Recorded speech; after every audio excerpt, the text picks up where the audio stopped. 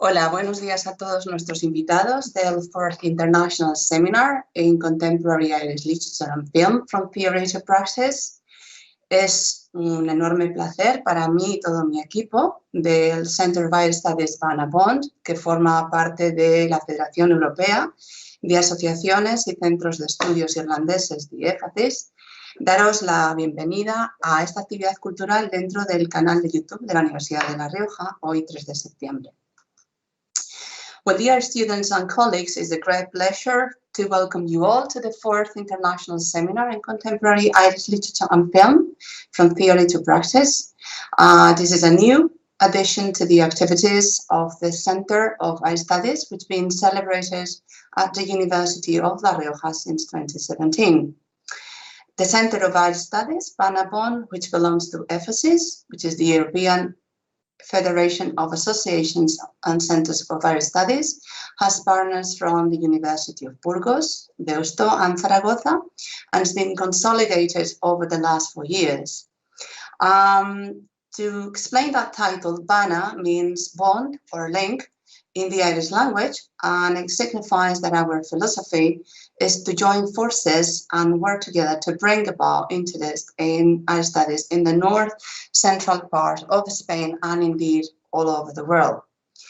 There are a number of entities without whose support the present seminar could not be organized, and I would like to thank the following partners for their invaluable collaboration in sponsoring this event. I will start by thanking Vicerrectorado de Estudiantes de la Universidad de La Rioja and Santander Universidades, and the Escuela de Máster y Doctorado de la Universidad de La Rioja, EMIDUR, for their generous funding. Our heartfelt gratitude also goes to Seminario Permanente Carmelo Cunchillos del Departamento de Filologías Modernas, Grupo de Investigación GRID, and to EFACIS. I would like to thank all of them for helping us to make this 4th International Seminar a memorable event. And finally, I would like to thank all the staff of the Communications Department because their expertise has been most helpful in preparing for this event.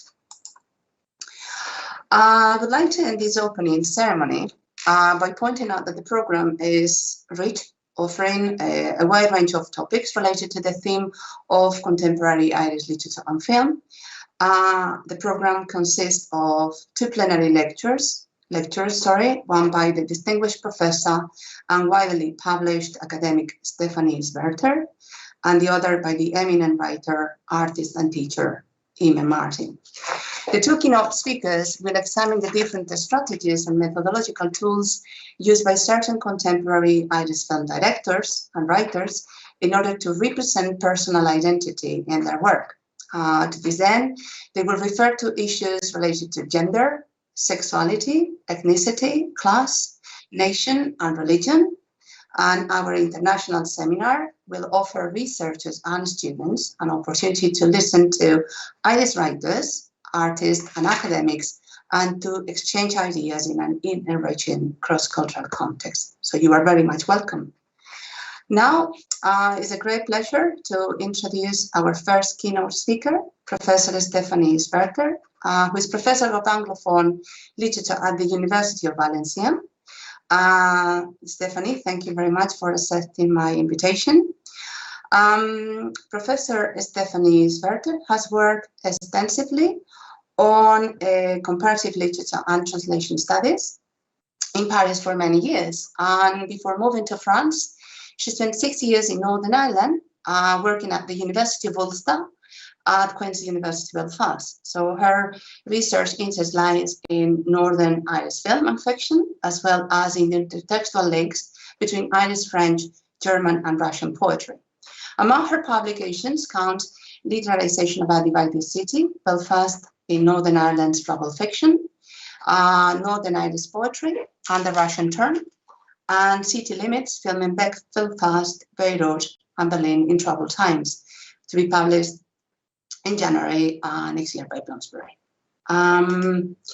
But Stephanie has also co-edited up to 14 more books, among which I highlight the following one, which is to be released in 2022, is titled The Poets of Munster, jointly with Cleona Riordan, and also those you've got in front of you. But Stephanie has also co-edited other books on cultural errors and translation, literature and film, languages and cultures, also other books on intercultural mediation, plurilingualism and transdisciplinarity, and so on and so forth. She's really very, very productive. Stephanie Schwerter's workshop today is entitled Belfast in Contemporary Film from Thriller to Comedy. Here she will examine how the majority of the films produced in the 1980s and even at the beginning of the 90s render a rather grim picture of Northern Ireland.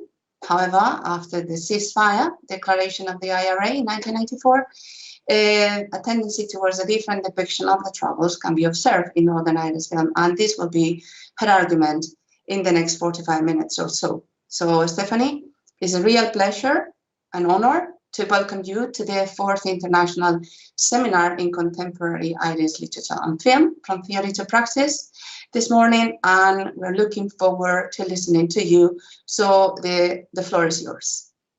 Thank you very much, Melania, for this introduction. Thank you very much for this invitation as well. So I would like to start my presentation. And dear colleagues and students, I'm very happy to be with you today and to share my research on Belfast in contemporary film with you. So just open the presentation. Okay, so as you see, my topic is going to be on Belfast, and you see already a picture of Belfast Falls Road and Bobby Sand, one of the icons of the Republican community. So since the 1980s, a great number of cinematographic works focusing on Northern Ireland depict the consequences of political violence, and the most important and the most popular subgenre of Troubles film is the so-called Troubles thriller. And in this context, feature films such as Resurrection Man, The Angel, Nothing Personal, The Crying Game, Call, or In the Name of the Father, or many others spring to mind. And as you can see on the covers, they are all very dark, very much focused on violence, on shooting, on criminality, and so on. And the majority of the films produced in the 1980s and even at the beginning of the 1990s, they render a rather grim picture of Northern Ireland and concentrate on paramilitary fighting between the British Army and the paramilitaries, on imprisonment, the hunger strikes, and on other violent events such as bombings and abduction. And only after the ceasefire declaration of the IRA in 1994, a tendency towards a more humorous depiction of the Troubles can be observed. And what I would like to show you is the development from a thriller-based depiction of the Northern Irish situation to a more humorous view on contemporary Northern Irish society and the political situation is shown through comedy and humor.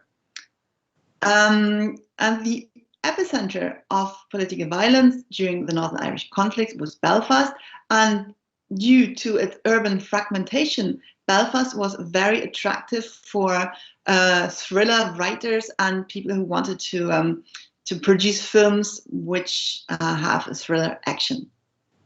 And in the beginning of the thriller tendency in the 1980s and 1990s, the city was frequently illustrated as a place in which a peaceful coexistence of the two communities was totally impossible.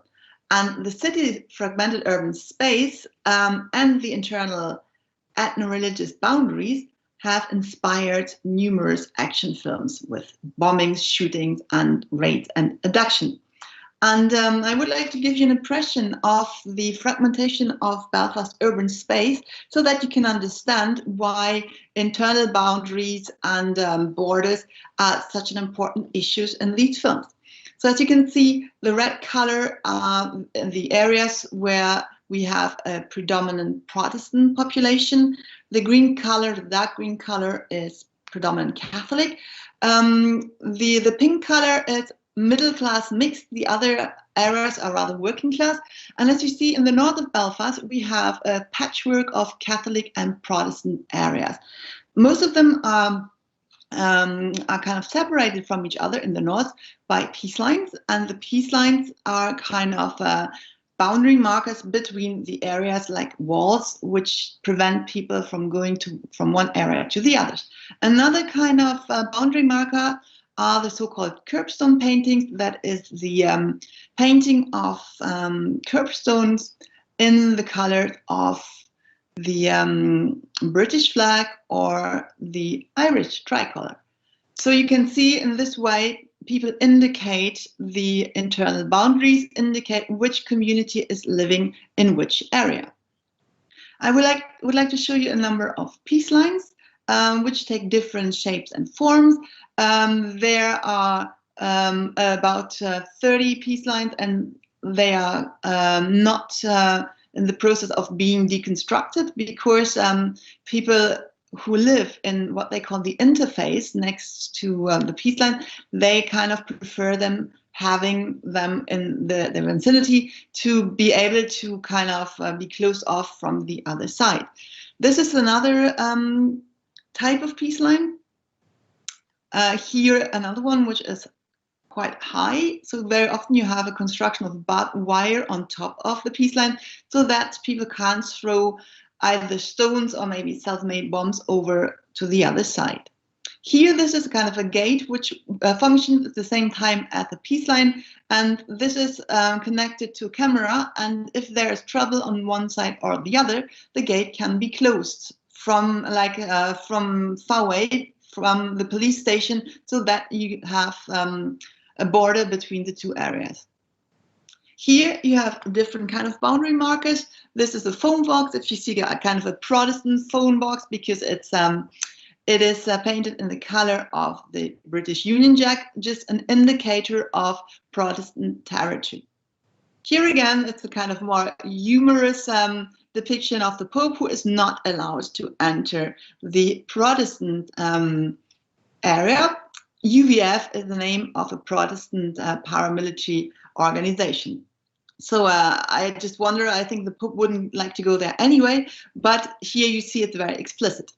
Other flags from Palestine or Israel are shown as symbols of fraternization. So that means that one of the communities, they identify with Palestine and the other with Israel.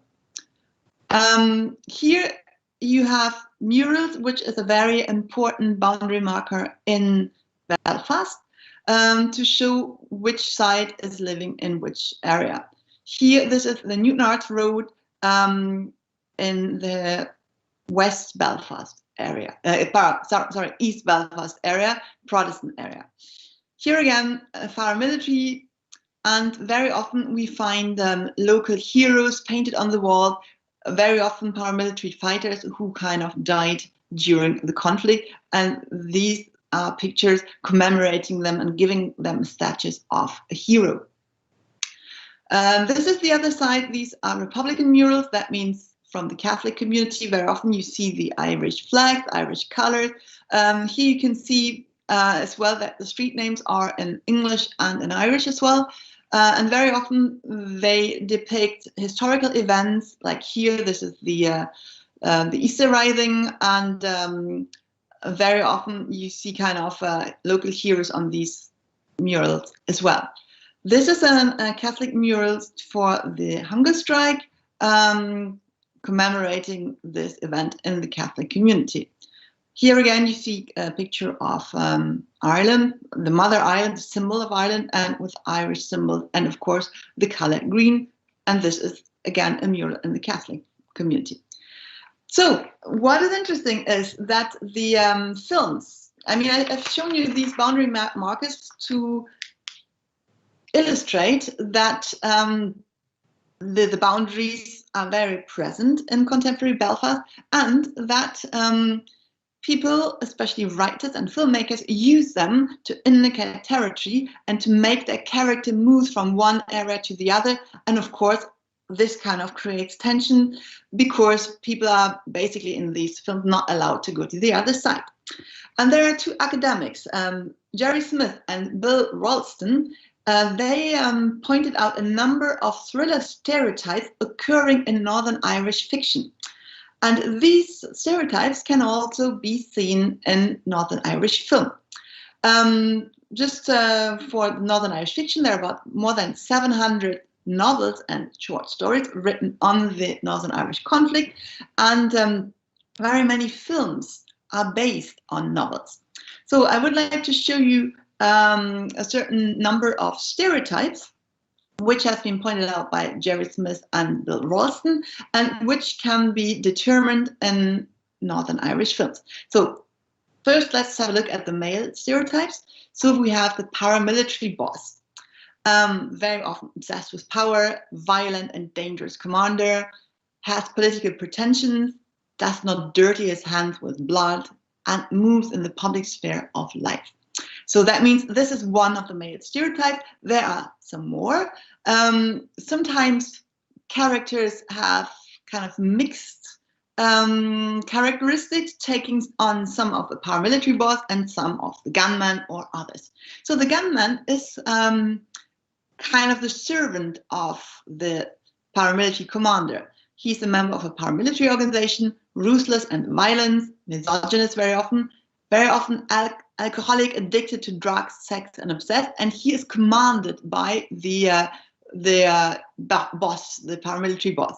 And in some of the films, they are suppressed homosexual, being more violent than heterosexual men, just to hide their kind of homosexuality. This is a typical stereotype occurring in novel and film. So then we have the psychopath. He is very violent, uncontrollable, no political pretensions, killing for the sake of fun, and hedonistic.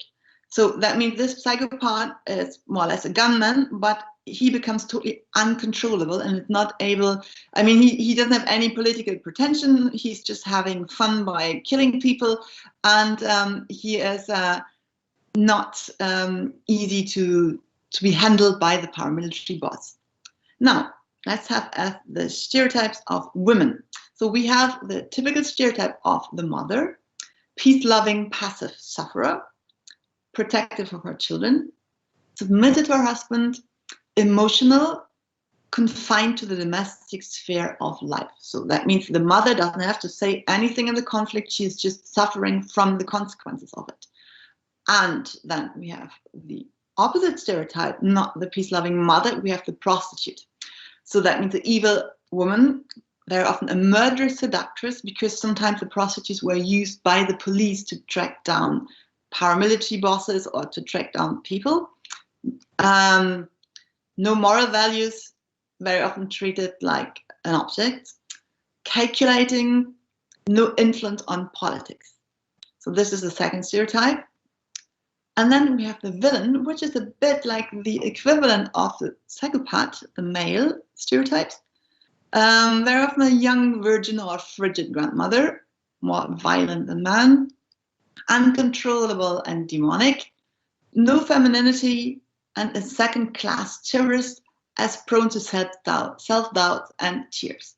So you see we have a whole list of stereotypes, male and man, and which male and woman, and which occur frequently in film and fiction.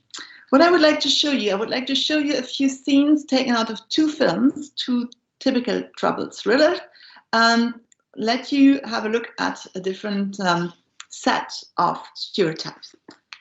So here the first thriller is Resurrection Man by Owen McNamee.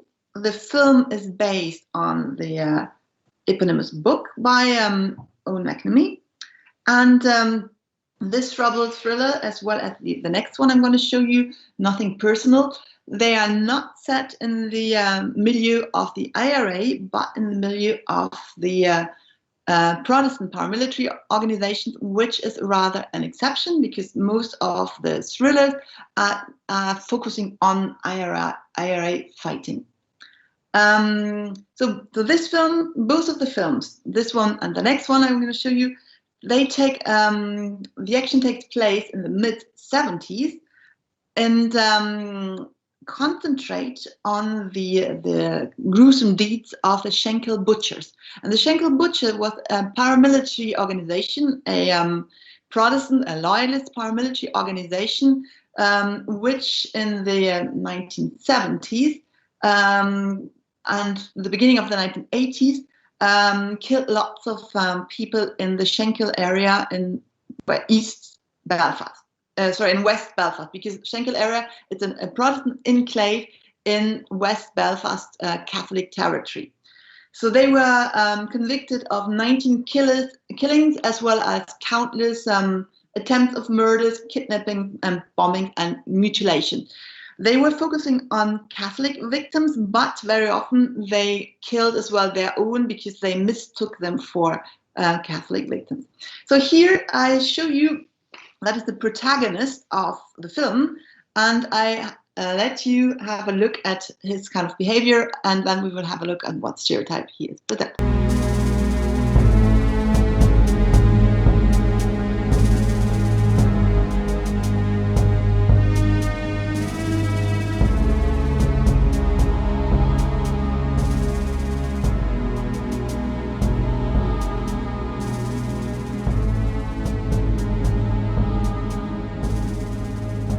Although I have little tolerance of the Roman persuasion, Victor never learnt bigotry at this knee. It's my firm belief that all he really wanted was to be a mature and responsible member of society, to be loyal to the crown, devoted to his mother. He suffered from incomprehension. He was in pain. In pain because of life. Actually, this is the protagonist of the film, Victor Kelly, who is modeled on Lenny Murphy, the leader of the Schenkel Butcher gang in reality. So this is, as you can see, stereotype of a hero, paramilitary commander. He is very self-assured, walking very slowly. He's filmed in close-up. He's kind of filmed in slow motion. And this is basically the beginning of the film. And the mother, the woman who's speaking is his mother. And this is at the last bit of the scene is at the end of the film. It's like a kind of a prequel. So that means Victor, he is a killer. During the film, throughout the film, he's killing lots of people, and his mother speaks here at the end of the film again. After his death, he's killed by the IRA afterwards, and she speaks about his son being perfect, and he suffered because he was not understood by society. So here you see the stereotype of the mother who is protective of her son, even if she knows that he is a mass murderer. She still thinks what he did was good for the crown. So he did all his kind of murders for the British crown. Here is another scene in which Victor is again depicted as a hero. Flash bastard. Thinks the sun, moon and stars shine out of his fly. He looks like the foreigner. You could say that. Supposed to be his dad's a Teague. So he takes his good at it. Don't. What? Just fucking don't. What are you looking at me like that for? What look? That sort of sad parting look. That fond farewell look. That sort of all the good times we had together sort of look. I have not balled what you're talking about. Gonna introduce me to him? What?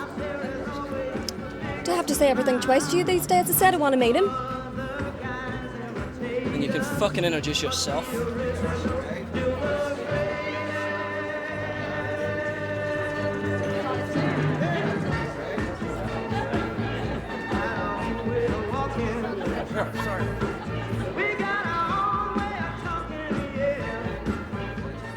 So you see here, you have Victor as the attractive killer, and this girl, Heather, who is basically there with her boyfriend, this guy with the mustache, but then she wants to be introduced to Victor. So she, in this film, has the function of this kind of loose girl who is having sex with lots of different men. So here we have the stereotype of the whore. The next film, All Our Fault, is equally focusing on the Schenkel butchers, on this kind of Schenkel butcher criminal group. And as you can see, it's an equally dark film. Here we have the two protagonists. On top, that is Liam, who is a Catholic father of two, a civilian. He doesn't do anything. He's not involved in paramilitary fighting. And the other guy, Kelly, the one with the curls, he is the paramilitary boss and a Protestant. So Liam is trying to protect his home, and in a night of fighting, he gets lost in Belfast streets. And by accident, he ends up in a wrong area, in Protestant area, and he is taken in by a woman.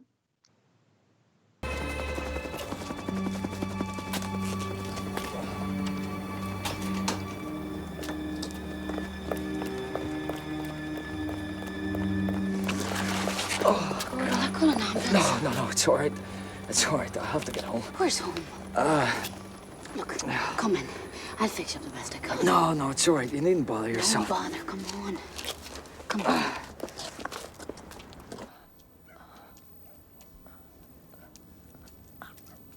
Oh, sorry. Name's on. Liam. Kelly. I take it you're a Catholic then? Well, it was what I was born, but I can't say I've been a very good one. Well, I've not been a very good Protestant either, so I suppose that makes us about quits. Though I send my children to Sunday school. Open your shirt, please. I take it you're a nurse then? How did you guess? I was a nurse till I married. Now, take a deep breath.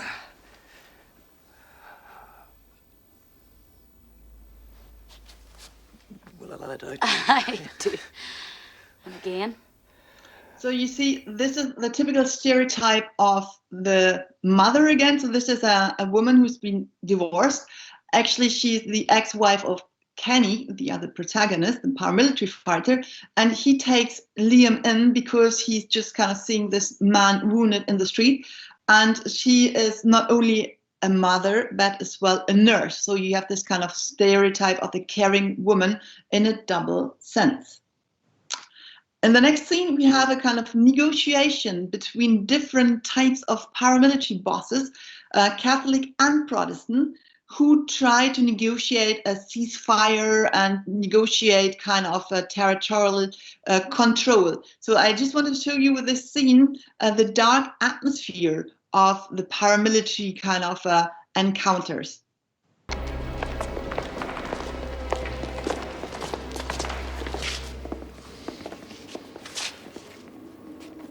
Are you going to say it, or will I say it? Can we get on? Aye, sure we can. The barricades. What about them?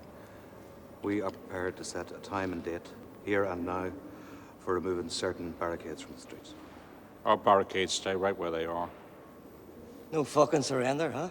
I've no authority to make such decisions about barricades at this meeting. Is that so? Yeah, that's so. Then we better leave it till another day, will we? Signed by me. Okay.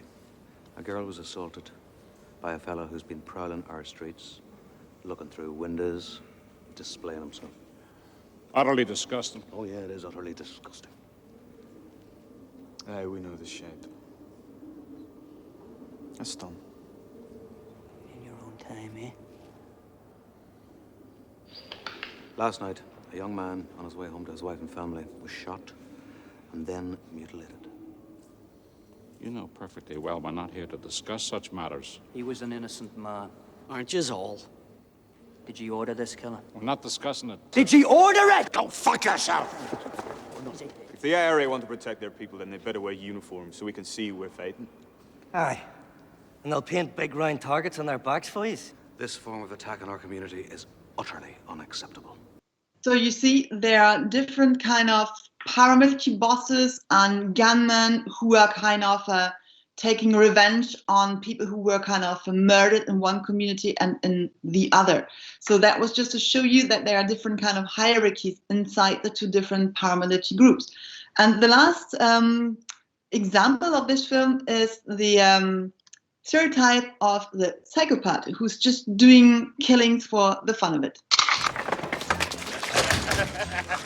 Oh, please don't. Please don't.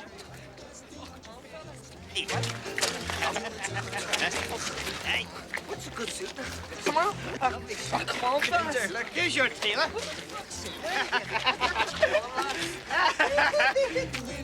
Oh, shoot! Okay.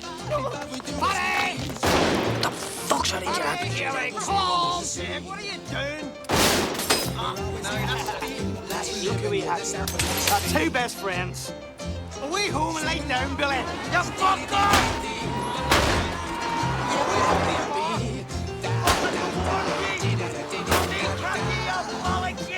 Keep taking us, Harper, Billy. Keep taking us. Get 3 weeks, So as you see, this is a typical psychopath, different type of paramilitary fighter who's just kind of having fun killing people or shooting people in this scene. So after the ceasefire declaration by the IRA in 1994, a search for new forms of expression and cinematographic presentations of the city and the society in Northern Ireland can be observed. The improved political situation gave rise to growth of mental and emotional distance from the conflict, and a new and younger generation of script writers and producers started to represent the consequences of political violence in a more humorous mode and showing kind of a mood of optimism. And in addition to this, filming in Northern Ireland became possible because before very many films were shot in what they call stand-in locations in England or in the Republic of Ireland because it was too dangerous to shoot a film in Northern Ireland because of the paramilitary organization.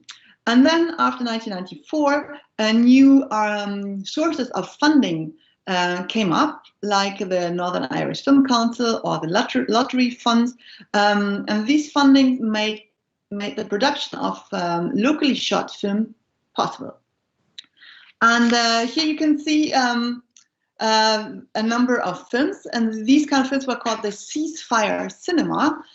These are films in which either the Northern Irish conflict becomes less important or is shown in a kind of more humorous way, or even totally erased from the film. For instance, this film you can see With or Without You. This is a film where the conflict doesn't have anything to do anything more with the action, or Wild About Harry. It's about the adventurous life of a TV cook. Yeah, but in a lot of ceasefire films, the Northern Irish tensions are still present, but kind of shown in an ironic way and with emotional detachment. Eureka Street is one of the most popular and most famous troubled novel written after 1994 and by Robert William Wilson. And this book was adapted to a miniseries by the BBC in 4 episodes and was shown on TV. The book was written in 1996, and in 1999 the miniseries came out. In this film, there are 2 protagonists, a Protestant one and a Catholic one. And what is very new about the action of the film is that both are friends. The Catholic and the Protestant, they do not fight anymore with each other. The Catholic and the Protestant protagonists are friends, and there are lots of different couples who come together in the film, which are, for a Belfast in the 1990s, kind of very unusual. For instance, there is a Muslim and a Jew coming together. Somebody from Israel is marrying somebody from Palestine. And we have lots of kind of very unconventional couples coming together. And the most scandalizing love affair in this novel and in the film as well is the homosexual relationship between Peggy, Chucky's mother, Chucky is the second protagonist, and her long-standing friend Caroline. So you see, homosexuality was in this kind of time not that much tolerated in Northern Ireland, and that's why that time it was something kind of unusual. And here we have the beginning of the film with Chucky, the Protestant protagonist, and Jake, the Catholic one, turning up for the first time. And here you see this is on Newton Arch Road, one of the roads having lots of Protestant murals and being situated in the east of the city. It's okay! You don't look a day over 29, I swear it. Have you done any work in the past 2 weeks?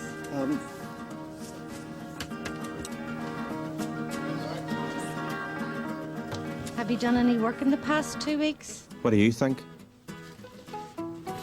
Chucky Lurgan was the illegitimate son of Peggy Lurgan. He was a fat prod from Eureka Street who still lived with his ma. He was my best friend. Peggy and Chucky lived in the smallest house in the smallest street in the world.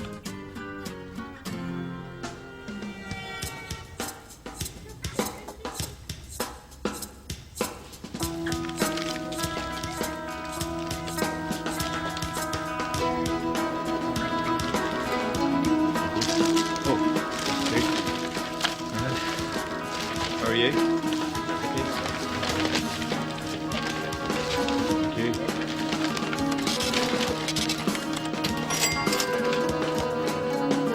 See you later. Bye.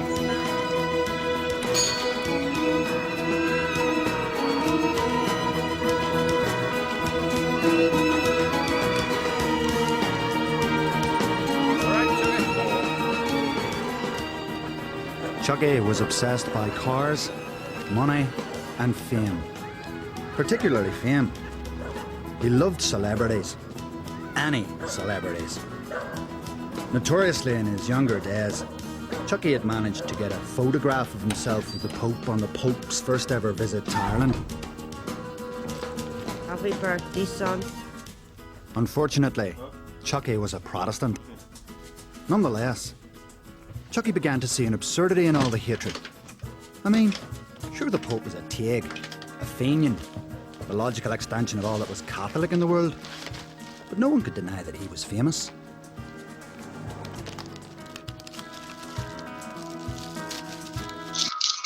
From this, a moderation was born in young Chucky. He developed an extensive Catholic acquaintance. Well, me, Slap, Deasley, and Septic Ted.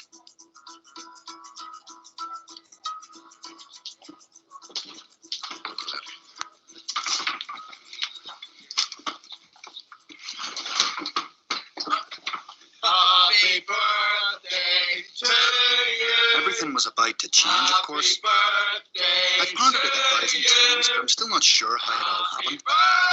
We'd arranged to meet to celebrate Chucky's birthday. I'd been looking forward to it. But something was eating Chucky that night, and he wasn't going to go away. Go on then, it's your birthday. Blow it out. I told you, I'm not 30 yet. Don't give us that out. Bollocks again, just blow it out. The midwife even wrote it in my baby book. I was born at 11:07 p.m, which means I don't have to be 30 until 11:07. If a car bomb blew up outside this pub, they'd have to write, among the dead was Chucky Lurgan, who was 29. That's what I like about you, Chucky. Life and soul of the party. Now, What's up with you anyway? What's wrong with being 30? I'll tell you what's wrong with it. I bought a calculator today. You know what I discovered? That as of my 30th birthday, At 11:07 p.m. I have been alive for 10,950 days. Sure. I've urinated 74,460 times. That's attractive. Been asleep for 98,550 hours. Well, that's Michael. Ate 32,000 meals. A day. Drunk 17,520 litres of liquid. Grown approximately 5.4 meters of hair. Had sex 175 times. No. I've had sex 175 times. On your own. And earned approximately no fucking money. So this is kind of Chucky Lurgan, the second protagonist, the Protestant one. And you see these kind of young people, their main problems are not anymore the fighting between Catholic and Protestant. It's rather about what they are doing with their life, how they're going to be earning money, how they are going to have a career or not. And another kind of humorous dimension of the sequence I've just shown you is that Chucky as well, he's the Protestant, and he loves everything which is famous. He loves all the celebrities. And he loved the Pope because this is a celebrity. So which is completely ironic because, I mean, as a Protestant, he should not be kind of a fan of the Pope. So you see here, lots of things are subverted in a humorous way. And Belfast is shown in a city which is still marked by boundary markers, as you've seen, like curbstone painting and mural, but it's getting away from it, getting towards a more normal city and where young people can be friends between Catholic and Protestant, and they can have a beer together and they can chat together and not kind of fighting each other anymore. Another humorous film, which is a parody of a stereotypical trouble thriller, is Divorcing Jack. And this film is based on a novel as well, with the same name. And it's about a journalist, which you can see on the cover, who is basically innocent. He's from the Protestant community, but he's an innocent journalist who is involved in writing on an election campaign in which a certain President Bryn, who seems to be or presents himself to be neutral, is kind of the president and being elected. And this kind of journalist is famous for writing humorous articles in a Belfast newspaper.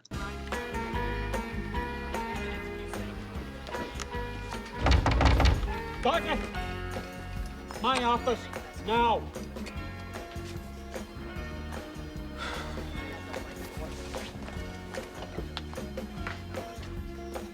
Just in off the wires. If elected, Michael Bryn is going to swap West Belfast for the Guinness Brewery in Dublin. They can have our troubles and we can drink theirs. Bollocks. I'm only trying to... Michael Bryn's going to sponsor paramilitary coffee mornings with an Armalite in one hand and a packet of Jaffa cakes in the other. It's shite. Will you pay me to write shite like that? I pay you to write shite that's funny. It's satire. My point exactly. For God's sake, man, we're going independent here. We're talking happy, optimistic, joyous. We've thrown our weight behind Michael Bryn, Dan. You know what our line is? He's the one man can knit it all together, bring a lasting peace. So this is a scene in which the protagonist is told off by his boss because he is making satirical comments on the new president, Mr. Bryn, the one who would like to be a president and is kind of a neutral person. So he is writing his satirical comments, which are not appreciated by his boss because this newspaper should support the new candidate.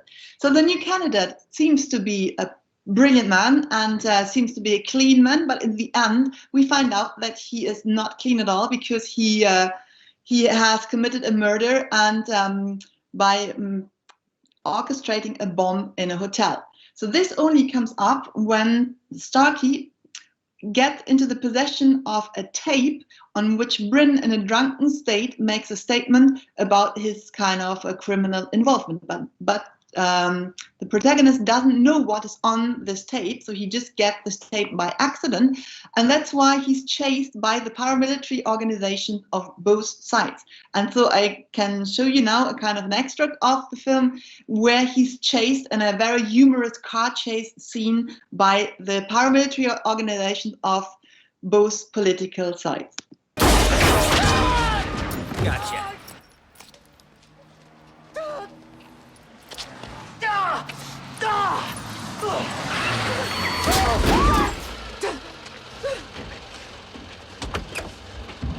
In the name of God, help me! Fuck away off! Drive!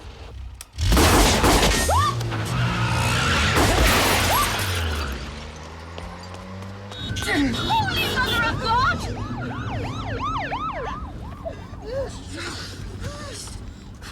Thank you, sister. You can stick your sister up your hole. Ow! And you're bleeding all over my friggin' car. Do you mind me asking which particular order you're from? You strike me as more Armalite and Carmelite. Shut up and tie that around your leg. Just stop the flow. Royal Victoria, it's just around the corner. I can't go to hospital. You'd rather bleed to death? I can't go! Go on. Tell me you're a terrorist. Go on, tell me. I spent the night being felt up at a priest retirement party. Now I've a gunman down in the front. Look, I'm not a terrorist, okay? Look, I'll be straight with you. My name is Dan Storkey. I'm wanted for 2 murders I did not commit. I'm being chased by the IRA, the UVF, the RUC, and the British Army. My wife has disappeared. I just given a comedian a really good hiding and been shot in the fucking leg for privilege. I'm fucking dying here.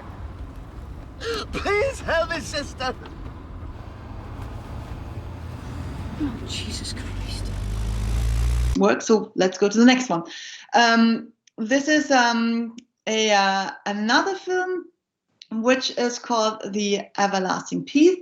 It is a film which concentrates on 2 hairdressers, a Protestant and a Catholic, which have the idea of putting on a joint business and selling hair pieces, you know, so wigs you can see on this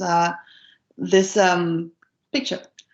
And this is a very kind of unusual joint venture between a Catholic and a Protestant. And here again, we see they are kind of trying to do business together. And the problem is with the 2 hairdressers that they want to be neutral, they want to serve both communities, and they do not want to do anything with the conflict. But in the end, they end up selling wigs to the IRA and to the Protestant paramilitary organization. And this is a scene at the beginning of the film where they try to sell a wig to a guy whom they do not know, and they do not know that he is from one of the paramilitary organizations. Yes? From Ballymuck to Ards, from chapel to steeple, be sure and bet your cards on the owl peace people. Okay. Hello? We're the peace people. Look, I'm proud of yous, but what are you bothering me for? We're here for the hairpiece demonstration. Is this some sort of government thing? No, sir. Because I don't know who you've been talking to, but she's a fucking liar.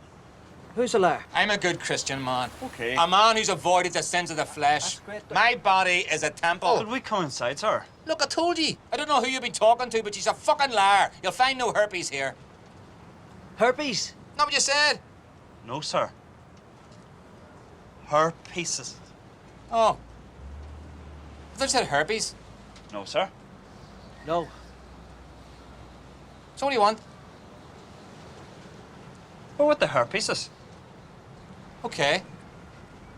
You had an appointment for a hairpiece. You have the wrong house. I don't think so. I think so. Is this 137 to Murray Lane? Aye, but I have no appointment. I think you do. I think I don't. Are you Mr. Black? Who wants to know? We have an appointment with a Mr. Black. Is that you? Maybe, but I've no fucking appointment. You fucking do. I fucking don't. Have you ever considered getting one? What? A hairpiece? Yes. Like this one. Would you come in with that?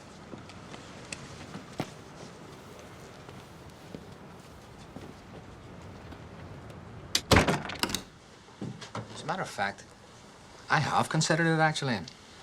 Sheds years off your appearance. Here. Give us a go, will you?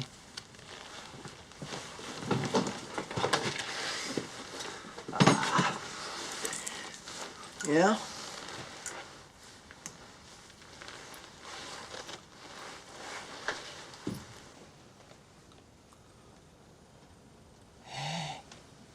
That's dead on. So this guy basically buys this hairpiece to hide away from the police because he committed a murder before. And the two barbers, they do not know why he wants it. They just got the appointment with this guy, and they think he just wants to look younger. But in the end, he wants to have this hairpiece to hide away from the police. So this is kind of an ironical twist in the story as well, that in the end, they still get involved with the paramilitary organization. And this is a scene where Mr. Black, who buys this hairpiece, buys half of it, and he cashes in a check because he is unable to pay everything. In the end, he does not cover the check, and that's why the two barbers want to get the hairpiece again. So all of a sudden, he sees Mr. Black with a hairpiece in the city, and Colin, one of the protagonists, he just tries to get it back. Sorry. You bastard! Stop that man! Stop me! You shitty-ass bastard! George! Daddy loves baby. Does baby love his daddy?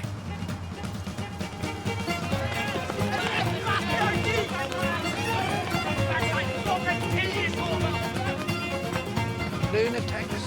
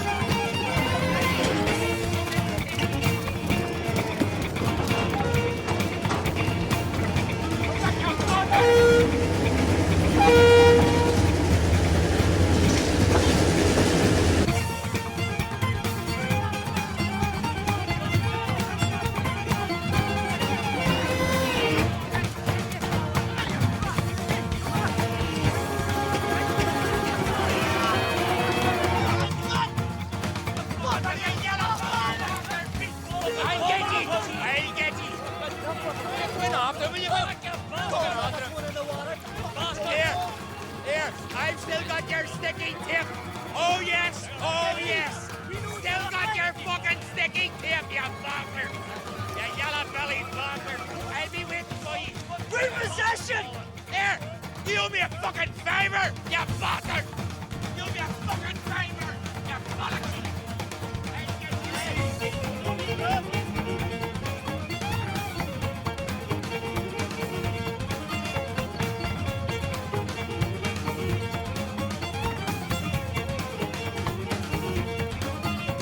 This is kind of a parody of the typical car chase scene, which we can have in troubled thrillers. That means when paramilitaries chase each other in their cars, and here they kind of run after each other. And the humorous tone is that it's not about life and death, it's just about a wig and basically about a few pounds, which the customer, Mr. Blake, hadn't paid. So in the end, the scene kind of shows the paramilitaries in a very kind of ridiculous light, because the guys who are running after Colin, who snatches away the wig, they are people who go to work, but at the same time, they are involved in the paramilitary organizations during, if you want, their spare time. So, and these guys who kind of kill people are too afraid to chase Colin, because they are too afraid to go into the cold water, because one of them said, oh, I'm not going to go into this cold water. So you see here again, the paramilitaries are kind of shown in a very ironic and kind of ridiculous light, without their weapons and anything, like civilians who are trying to run behind a guy who's just running away with a wig. So you see again here, the tone is different. The Irish fiddle music you hear during the scene stands in sharp contrast to the scary, gloomy music we just have in other films, in the troubled thrillers. And in this way, we get away from this very, very dark picture of Northern Ireland. And this kind of this tendency towards a different depiction of the city, or from different kind of point of view, can be seen in new films which have produced in later years. Good Vibrations is a film about punk music and about the punk movement and in the 1970s. It's a biopic of the Belfast GG Terry Hooley, who tried to set up a record shop in Belfast in the middle of the Troubles. And with lots of humor and distance, the political violence is shown through the eyes of a person who is into punk music and wants to promote punk music in Belfast in the 70s. Then the two other films, A Belfast Story is about Belfast after the ceasefire, and how the past can catch up with people, because the protagonist in this film, they try to kill a former IRA member, but it's set in nowadays Belfast, which is at peace. And in 1971, a French Algerian producer wants to show a different outlook on the Troubles from the eyes of a British soldier, which is kind of a very unusual perspective. So you still have the Troubles in this film, but shown from a very different perspective, from a perspective, if you want, of not really outsider, but somebody who's not from Northern Ireland and who sees the Troubles from the eyes of a young soldier. And this tendency shows that new cinematographic representation communicate a strong desire to overcome old animosities and to overcome old depictions of the Northern Irish conflict, and in this way to generate new manners of thinking which go beyond traditional one-sided interpretation of the Northern Irish conflict. Thank you very much for your patience and for your interest in Northern Ireland.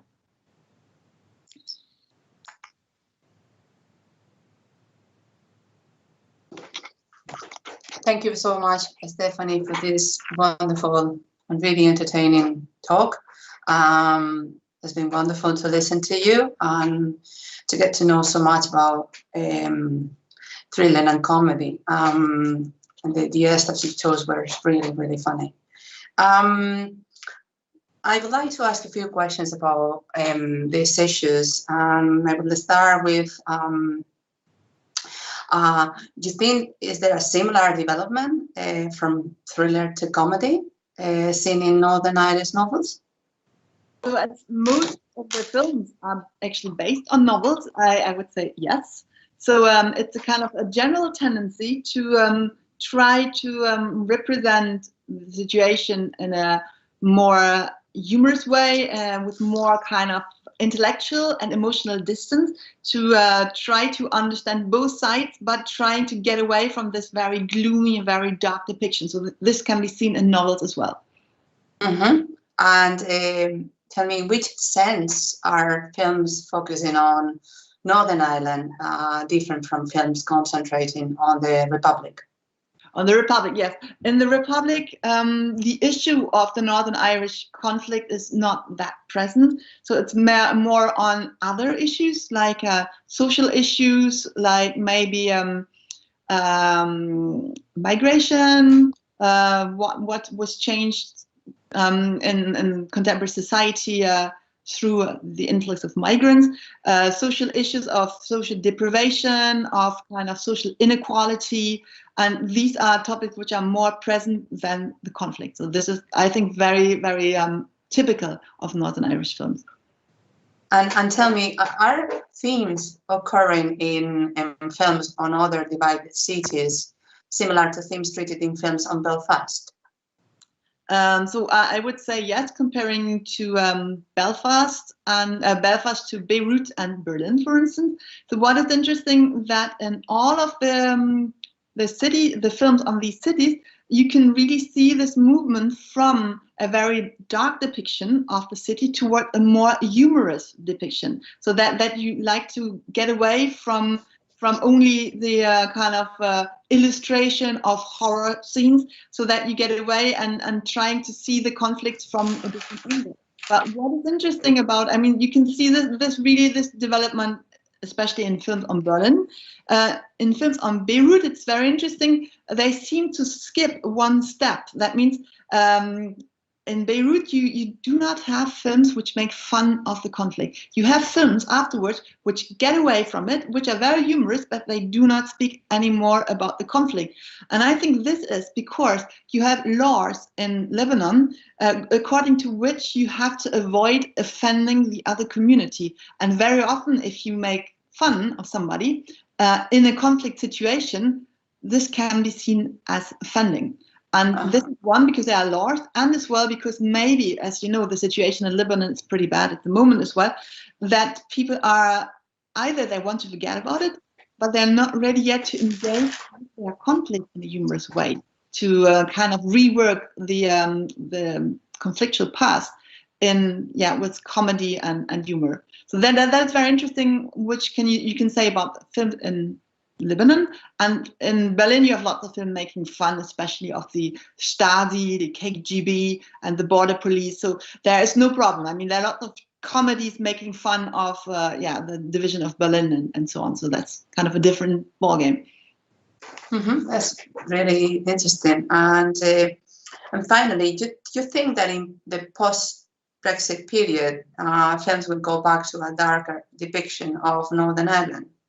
That is a big question. So, I mean, lots of people are interested in knowing this, and I think this will depend on the political situation. I think, anyway, there will still be humorous representation, but maybe later on, rather on Brexit, maybe rather making fun of the whole Brexit kind of scene.